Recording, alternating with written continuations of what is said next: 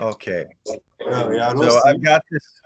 I have this session recording so that I can put it up later on for you to review.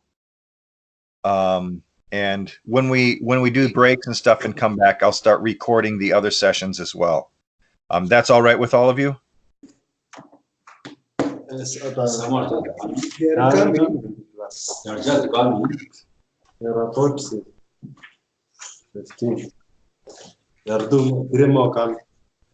Okay. So I'll start again. I'll be reading Genesis chapter 1, starting in verse 30, through chapter 2, verse 3. This is the establishing of the Sabbath. I'll read it and then I'll sing it. Vayehi erev, vayehi voker yom hashishi. Vayechalu hashemayim v'haaretz, v'chol tzaba'am. Vayechal Elohim b'yom hashvi'i malachto asher asa. Vayishbot b'yom hashvi'i mikol malachto asher asa. Vayevarech Elohim et yom hashvi'i. Vaykadesh oto. Ki vo shevat mikol malachto asher bara Elohim la'asot. And then I'll sing it now. Vayehi erev vayehi boker yom hashishi. Vayechalu hashamayim v'haaretz v'kol tzeba'am. Vayechal Elohim b'yom hashvi'i melachto asher asa. Vayishbot b'yom hashvi'i mikol melachto asher asa. Vayevarech Elohim et yom hashvi'i vaykadesh oto. Kivo shevat mikol melachto, kivo shevat mikol melachto, asher bara Elohim, asher bara Elohim la'asot. Thus far, the establishing of the Sabbath day. And we were, this week, I wanted to go on with a couple of more historical critical things. Now, I want to explain a little bit here. I'm finding, because this is my first time through this with you gentlemen, I'm not exactly sure where to draw the balance with how much to explain of the historical critical teachers versus how much we should just go through Genesis. So what I'm giving you is a fairly reduced number of teachers that are influential in historical criticism.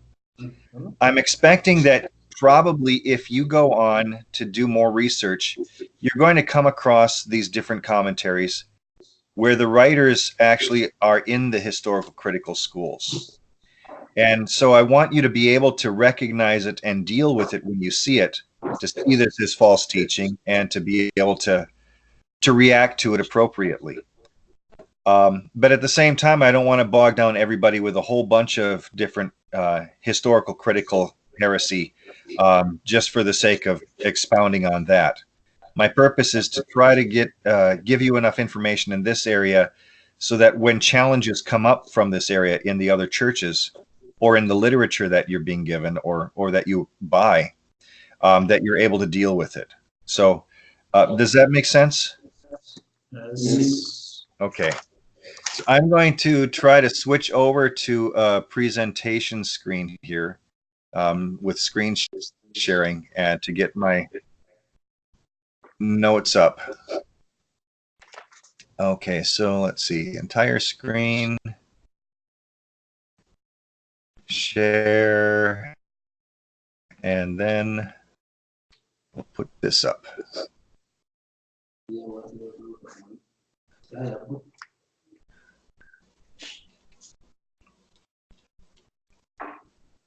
Okay, so does it show up as historical criticism now?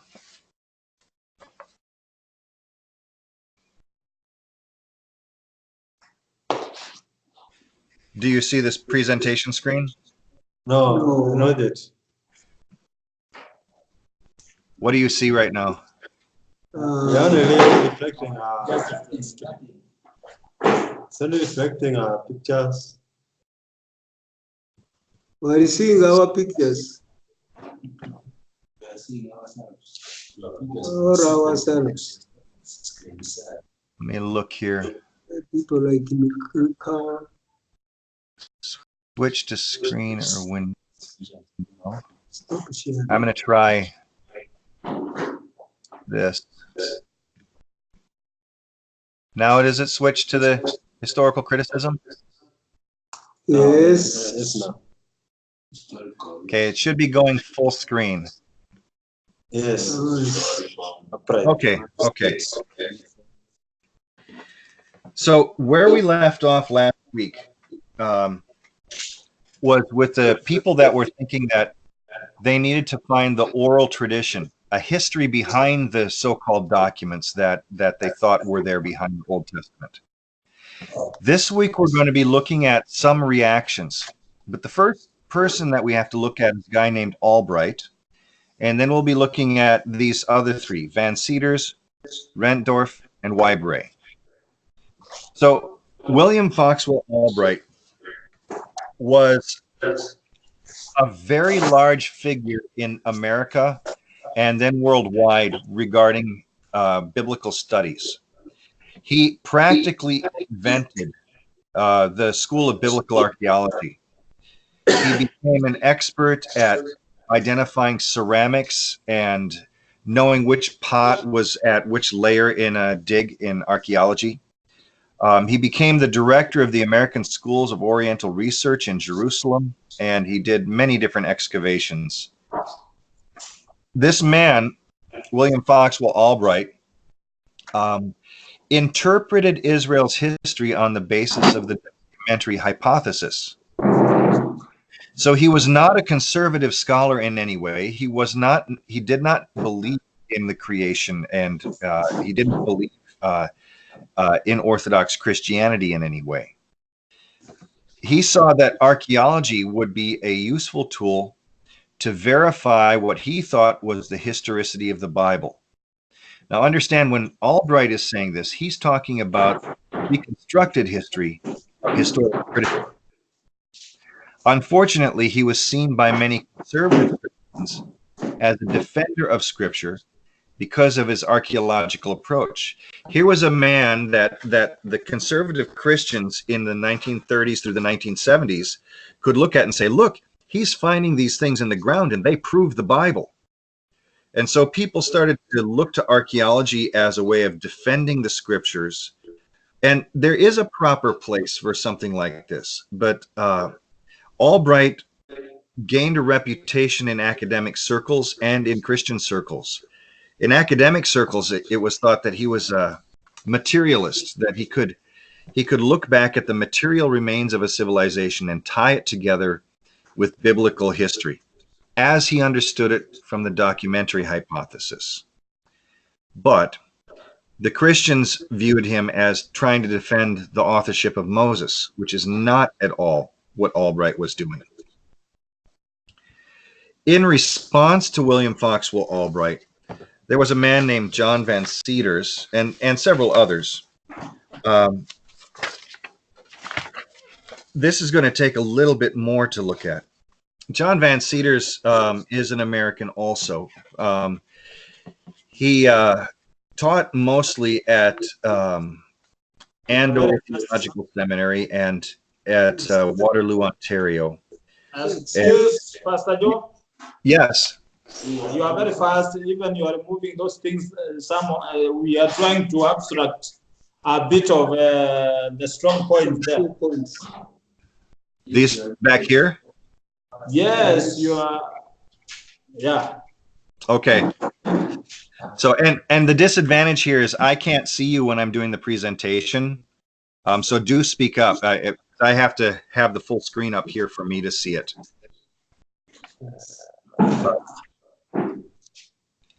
So yes, this William Foxwell Albright was probably the last man in biblical studies who probably knew everything there was to know in biblical studies. That is the academic stuff.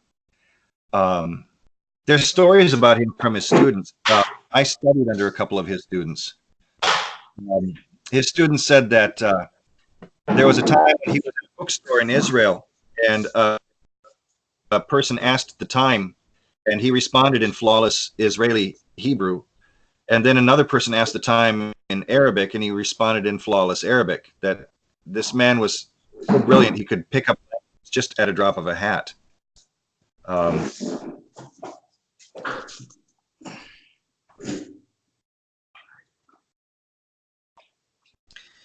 When he excavated at different places, one of the places that he excavated was called Tel El Ful.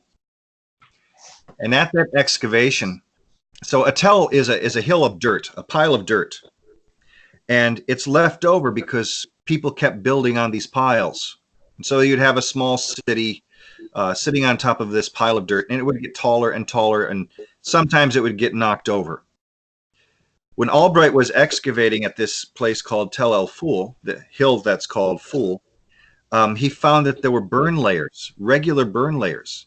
He got very lucky, so that you could say the burn layer that's above this means that the lower stuff is older. And so there was this thing that they called superposition. That is, the older stuff tends to be lower in an archaeological dig, unless there are other factors that come to bear. And so on the basis of this, he looked at the pottery fragments that were found at Tel El Ful, and he was able to build up a chronology for ceramics, for the different pots, to tell which age they came from. Because in these burn layers, there were also found things like scarabs and coins and inscriptions, so that they were a little bit easier to date. So do you have this slide now? Yes. Okay. So I wouldn't worry about copying down all the education and stuff of these men. But the second slide that I have for you is the more important stuff. This is just to know that John Van Seters was very widely known, very well respected, and he had a couple of responses against William Foxwell Albright. See, whereas Albright wanted to try to establish the historicity of Abraham, of Isaac, and of Jacob, even though Albright's dates were wrong, Van Seters wanted to undo that. So, switching the page here, there are 3 books of Van Seters that I want to highlight here. The first one is his Abraham in History and Tradition. What Van Seters did in this was basically to ignore the documentary hypothesis. This was not the first time this was done, but it was the first widely respected time that it was done. In this first book, Abraham in History and Tradition, there are 2 parts. He attacked Albright and others that argued that there were parallels between the book of Genesis and the documents found from Mesopotamia. Albright argued that these demonstrated the historicity of Genesis. Van Seters suggested that they did not, and that instead the patriarchs might better have fit in the late Neo-Assyrian period, maybe even the 6th and 7th centuries BC, which would be during the time of King Josiah and Isaiah the prophet.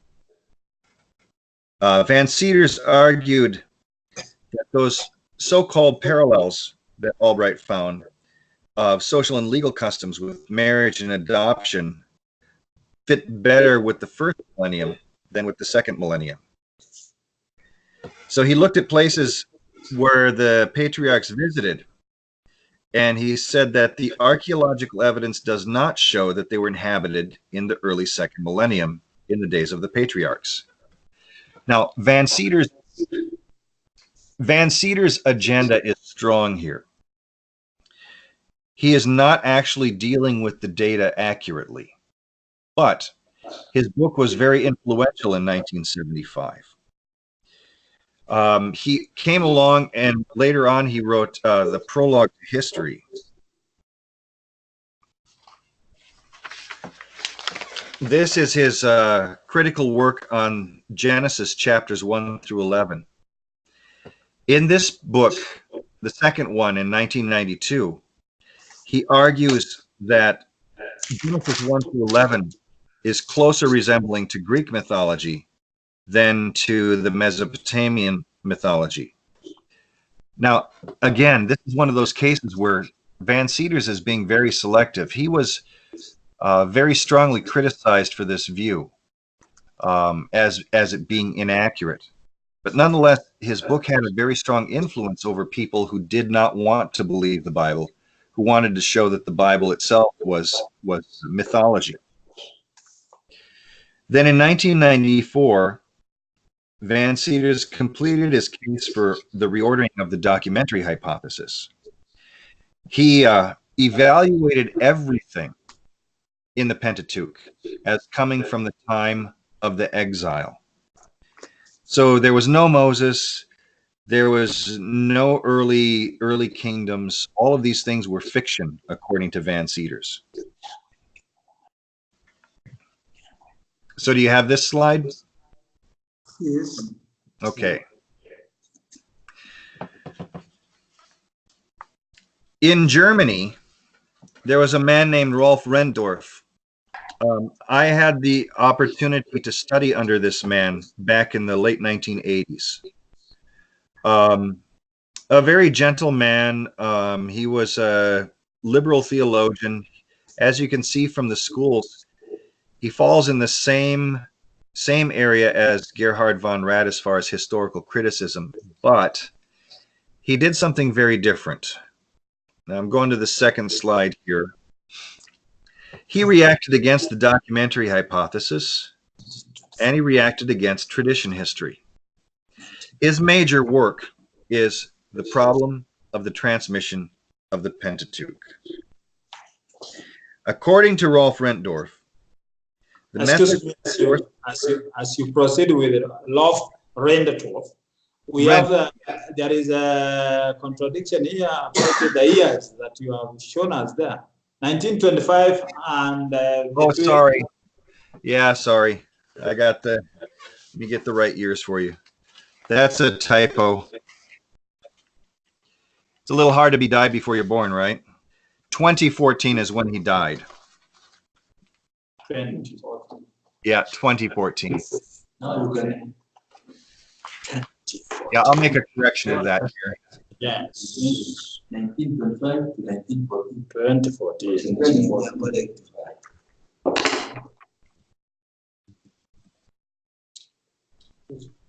Yeah, thank you for catching that.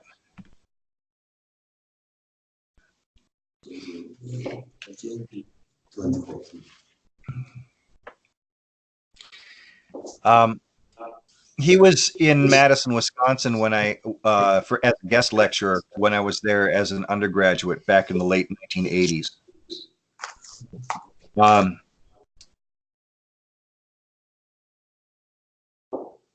Rendtorff thought that the mode of criticism in the documentary hypothesis was incompatible with the methods of form criticism and tradition criticism.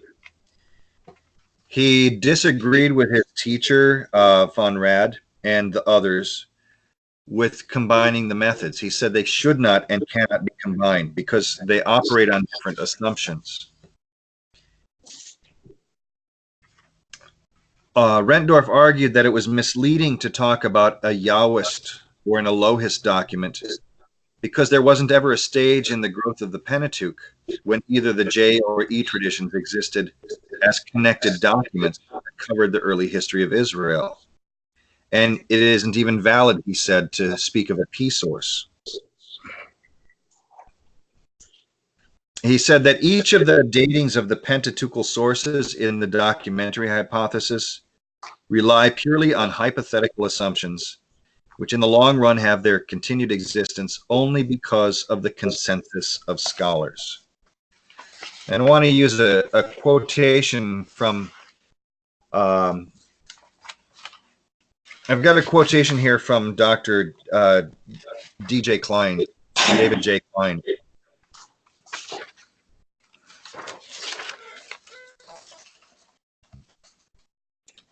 Just leading into this quotation from Dr. Klein's is a little explanation.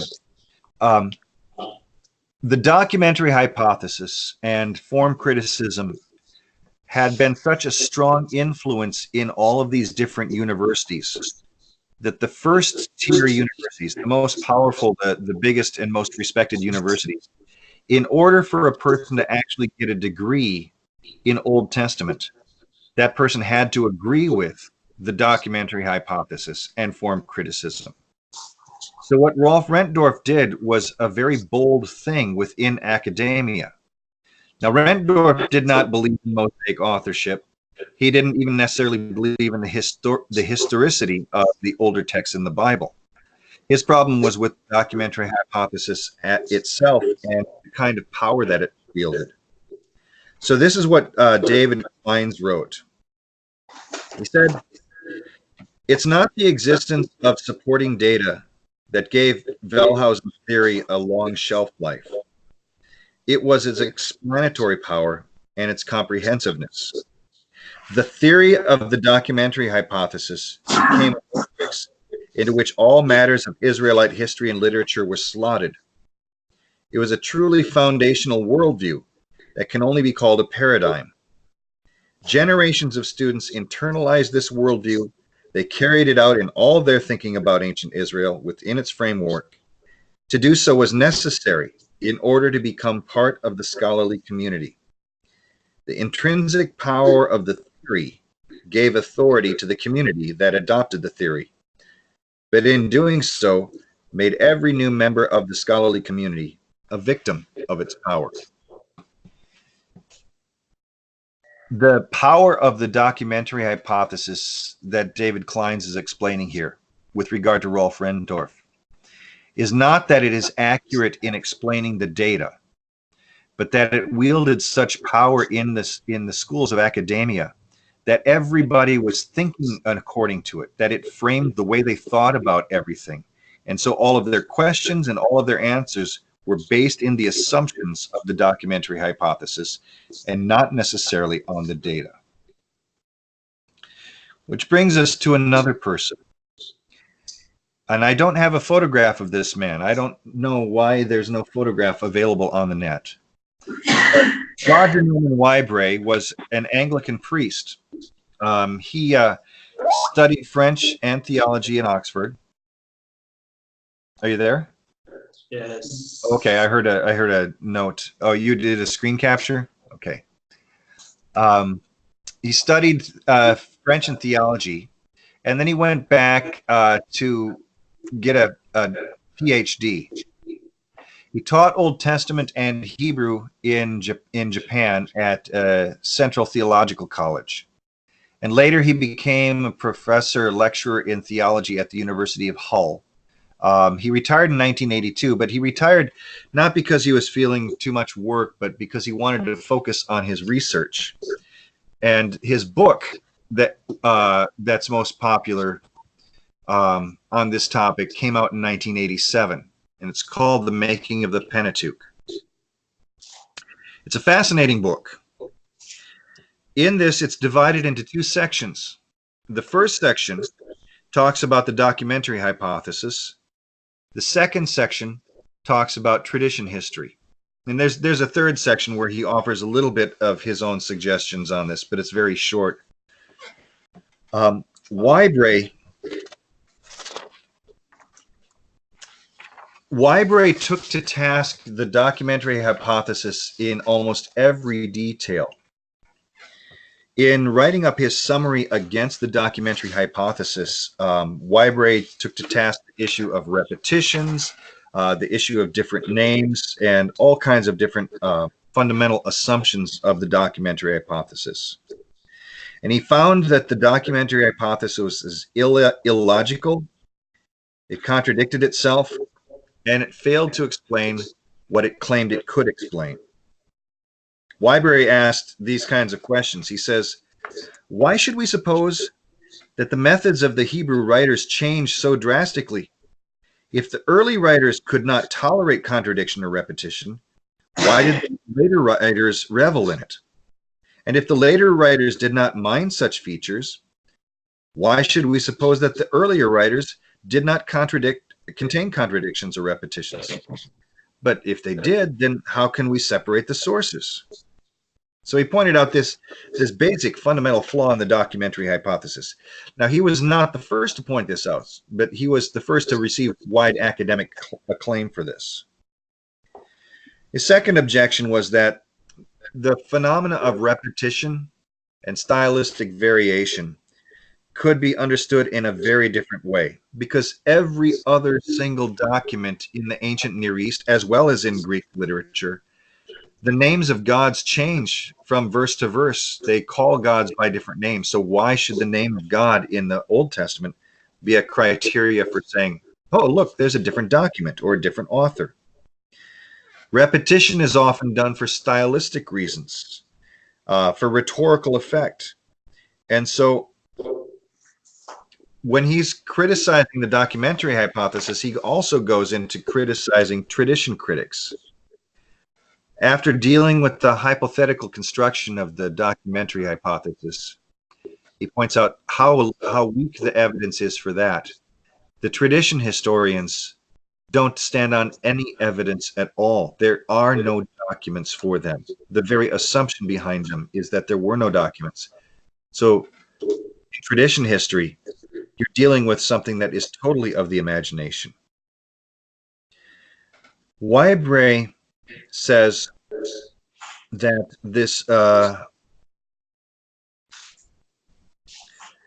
tradition critics could see a process of growth that they characterize as the oral phase, but it had to be detected only through the written phase. And this for Whybray was too much of a contradiction. He viewed Rendtorff's effort and others as unnecessarily multiplying the complexity of an explanation. But Whybray himself thought that the whole Old Testament, especially the book of Genesis through Deuteronomy, were the product of the late century, that is, after the exile or during the late part of the exile in Babylon. So each of these men, as they contradict the documentary hypothesis, they bring forth valuable criticisms of the documentary hypothesis, but they are not doing it on the basis of defending Scripture. In fact, it's quite the opposite. Their basic tone, their basic tenor is to say the Old Testament does not actually represent what the Old Testament claims to be. So each of these men should be regarded very carefully, and you should be aware that they are not actually defenders of Scripture. They have serious problems with Moses' authorship, and even though it looks like Albright or Whybray might be defending the Bible against the documentary hypothesis or against higher criticism, they in fact are not. What they are doing is trying to ground it in a much more materialistic and method that rejects the idea of miracles, rejects the idea of inspiration. Now, Malim, as we proceed. Oops, sorry. The sound is a little fuzzy here. Let me try to get back out of this. And okay, go ahead again. My question is this. These gentlemen, because they have reacted against the documentary hypothesis, were they out to make their own history? They wanted to reject what Moses is believed to have put down. I would say, in large part, yes, they wanted to reject. And I'm gonna try to get back to the regular Skype here.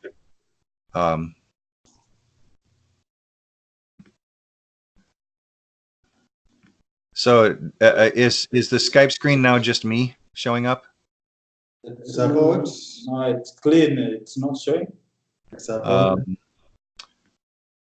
Cancel.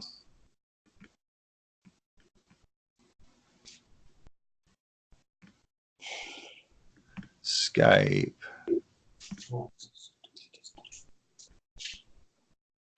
Can you see me now? No. We are seeing our pictures. Yeah, you're seeing yourself. Okay. Yes. So the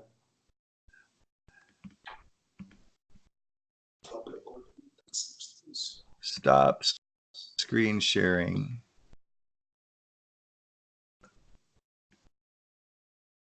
Now what do you see? no, it has also returned to previous condition.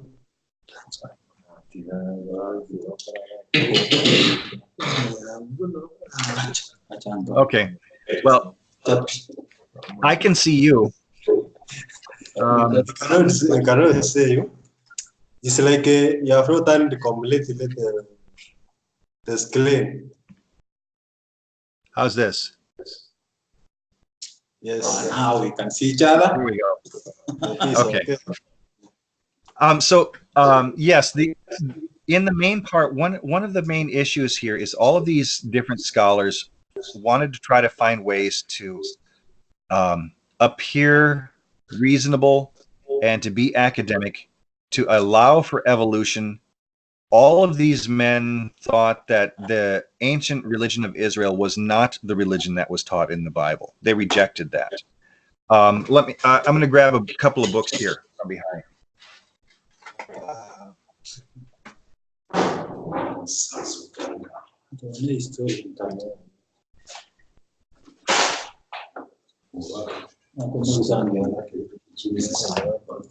Okay. So, like, I was talking about William Foxwell Albright. This is one of his books. Yahweh, the word of God. William Foxwell applied. Okay, so Contrasting faiths. yeah, and he thought that Yahweh was one of the many different gods that were available in the polytheistic society of ancient Canaan, and that eventually the Canaanites that went out became called the Israelites, and so Yahweh became the only true God. That's Albright's idea. It's totally evolutionary. Even though he tried to defend some of the people, the idea that Moses actually existed, he placed Moses at a much later date. Albright's Moses was in the 12th century BC, not according to the Bible. And so a follow-up book of his is this, From the Stone Age to Christianity. Right. So it's more of evolution than. Exactly. Yeah. Exactly. And so evolution framed everything that these people were thinking about, and that includes even this last one that I mentioned with Whybray, The Making of the Pentateuch.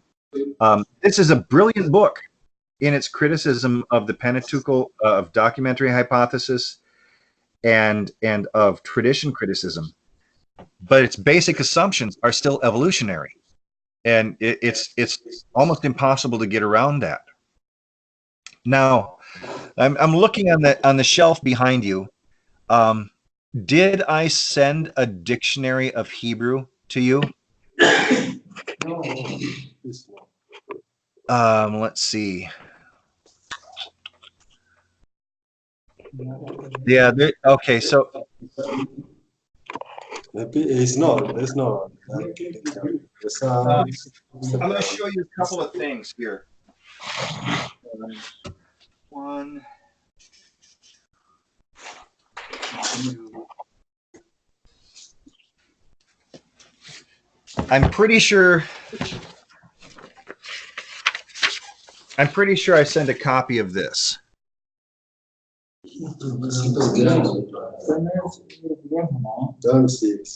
Yeah. I think that's among the books in the library. This particular book, when you go through it, it talks about the evolution of the Hebrew religion according to the documentary hypothesis. So even though it's a grammar, its basic idea of how the language grew comes out of historical criticism. So it's useful as a tool for grammar, but a person has to be very cautious with it. One of the most popular Hebrew lexicons You read that title there? We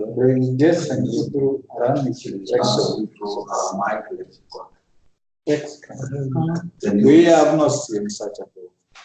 Yeah. Now, if you don't have a copy of this, I'll be trying to get one for you. There's one that I think I sent. It's by a guy named Halliday, which is similar to this. It's just newer. But in these, I'll find an entry that I've highlighted. It's important to always read the introductions to understand their assumptions.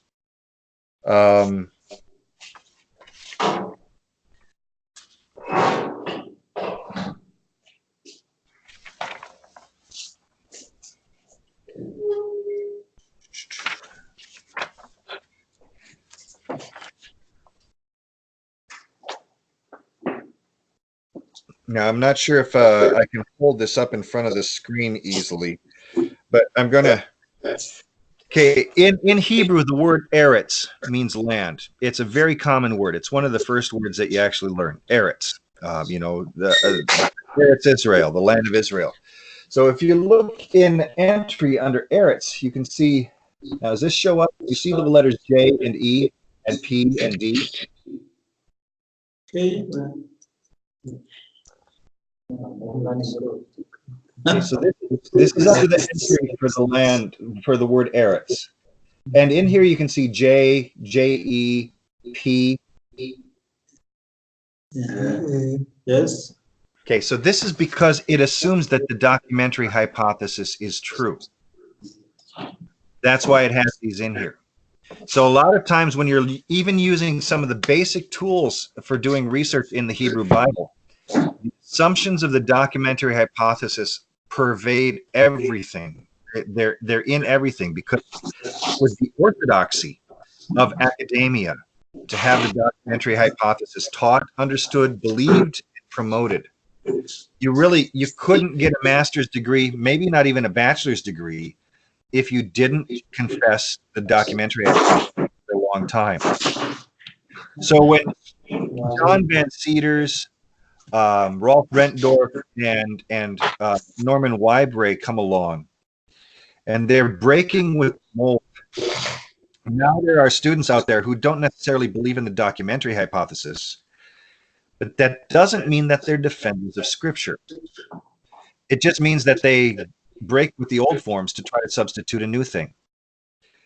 Next week, I'm going to be talking about another example of these. It's called the School of Biblical Minimalism, or the Copenhagen School.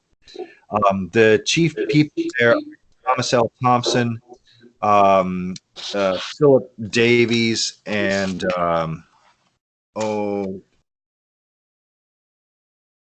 Niles Peter Lemke. Niles Peter Lemke is the other one. And these gentlemen don't even believe that the scriptures were written down until after the return of the exile, sometime in the late 5th century up until the 2nd century BC. And most of these guys, like I said, are from Copenhagen in Denmark. But that's what's popular and has been popular in biblical studies. Also, next week, one of the things that we'll have to talk about is a guy named Israel Finkelstein, and his approach to the Old Testament as archaeological only. It's a very big difficulty.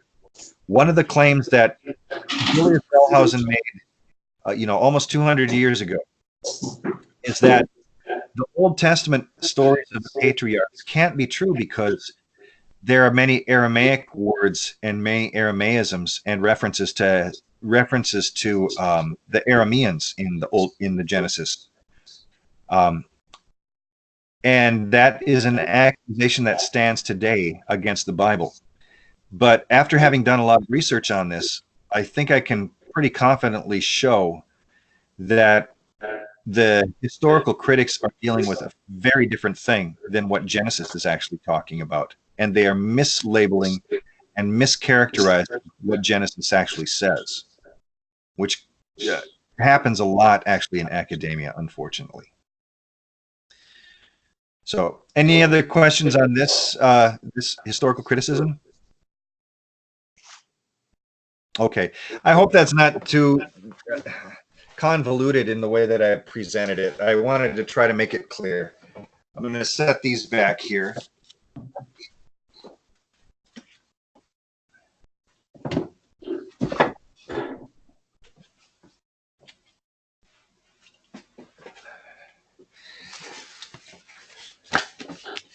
Yeah, in academia, there's no quicker way to fail a Hebrew degree than to openly contend against historical criticism.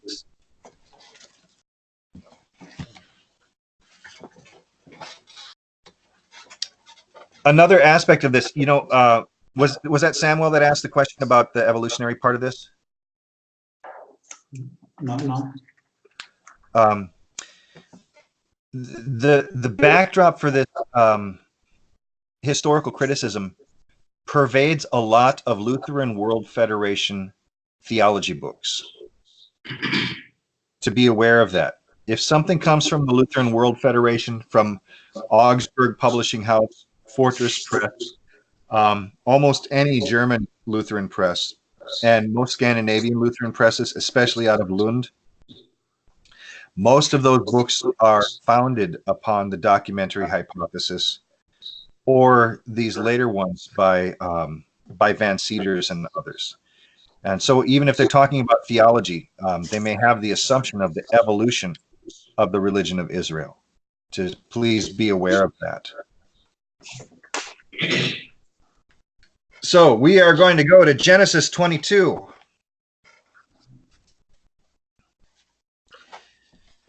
Now, I read part of this in Hebrew. I don't know if it was last time. No, it's two weeks ago.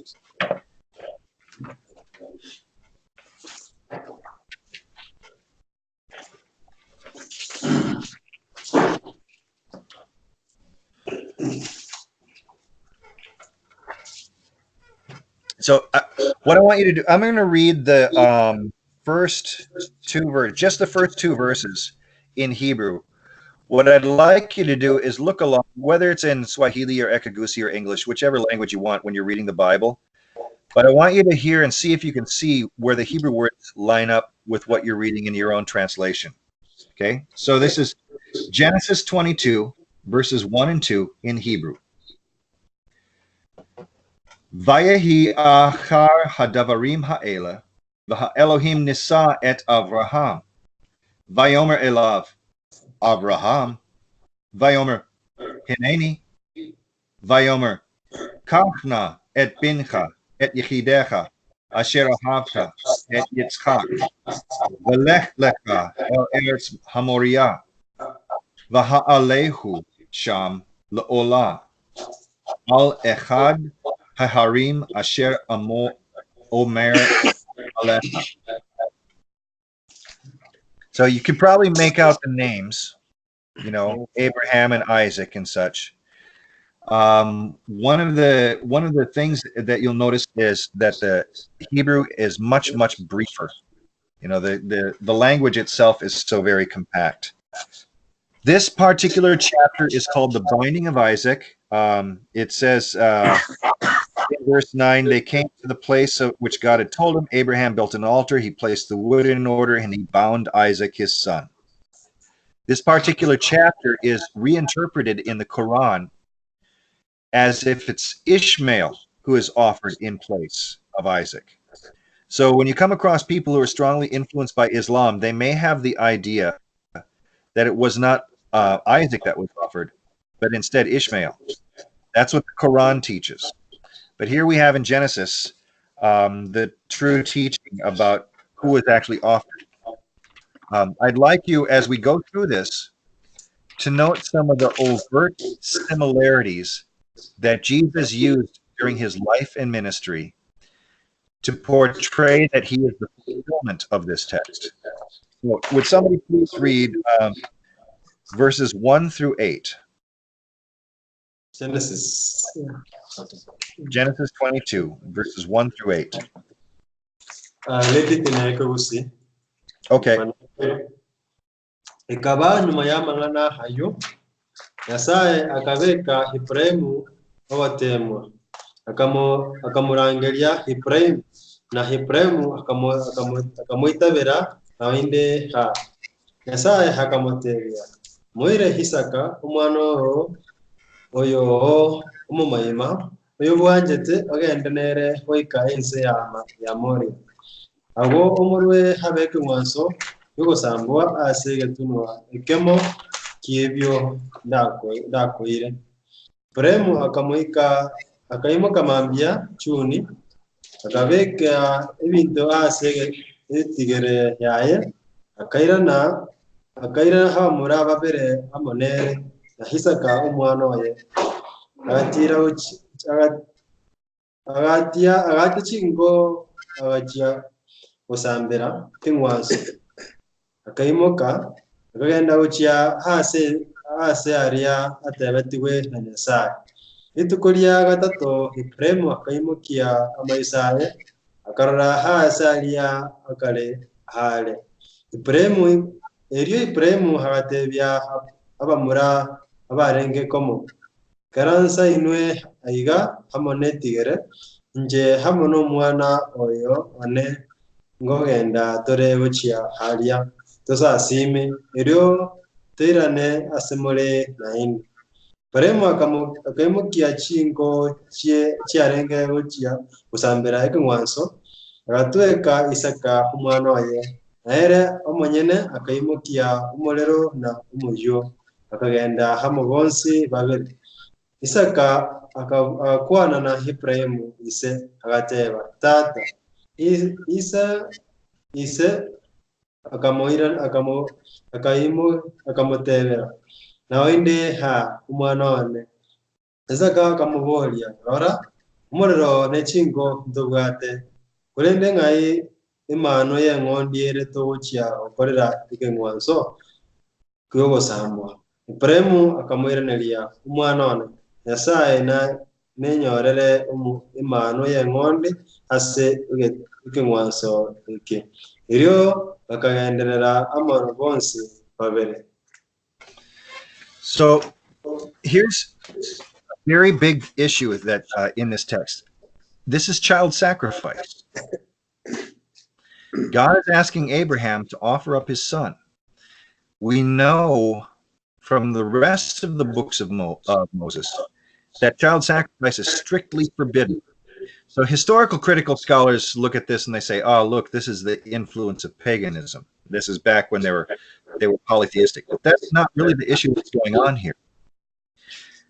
When Abraham says in verse 5, he says, stay here to the boys. Stay with the donkey and the lad. The lad and I will go yonder and worship, and we will come back to you. Now, Abraham knows that God asked him to offer Isaac. And at the same time, Abraham has the confidence that he and Isaac will come back. So what's going on with Abraham? This is Abraham's faith. Abraham isn't lying to these young men. He's telling the truth. He has the confidence that they will come back. In the letter to the Hebrews, in chapter 11, we see this. This is verse 8 and following. Let's see. Yeah, that's. I'm going to go directly to verse 17. This is Hebrews chapter 11, verse 17. It says, by faith, Abraham, when he was tested, he offered up Isaac.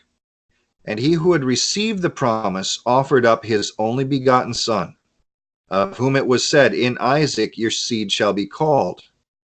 He concluded that God was able to raise Isaac up even from the dead, and from which he also received him in a figurative sense. So the scriptures explain the faith of Abraham here. That Abraham is going to the mountain, he's going to do what God said, and he has the confidence that God can give Isaac back. After all, Abraham was as good as dead when he conceived Isaac. God can do that miracle, he can do this miracle. Now you can see the symbolism about the 3 days journey. You can see the symbolism about the laying the wood on his back. So the sacrifice is carrying the wood for his own offering. These are things which in Christ's lifetime he openly and intentionally did to remind us of this text, to point back to it as a telling. And then you can hear in Isaac this plaintive, and this is really something that catches all children, young and old. Father, here I am, my son. Look, there's the fire and the wood, but where is the lamb for the burnt offering? And right there in Abraham's response is that same faith. God will provide a lamb for himself. Now, this is also echoed, as we saw in John the Baptist, when John points out to Jesus across the river and he says, "Behold the Lamb of God who takes away the sin of the world." This is the lamb that God himself provided. Direct reference to this particular text. And you have the little refrain that goes on. The two of them went down together. So now let's pause here for a 10-minute break. Yes. And then we can come back in 10 minutes and we'll continue in the chapter. My hope is to get up to chapter 25 today. So we'll be reading fairly quickly once we get back. All right? Yes. Okay. See you in 10 minutes. Yes, thank you.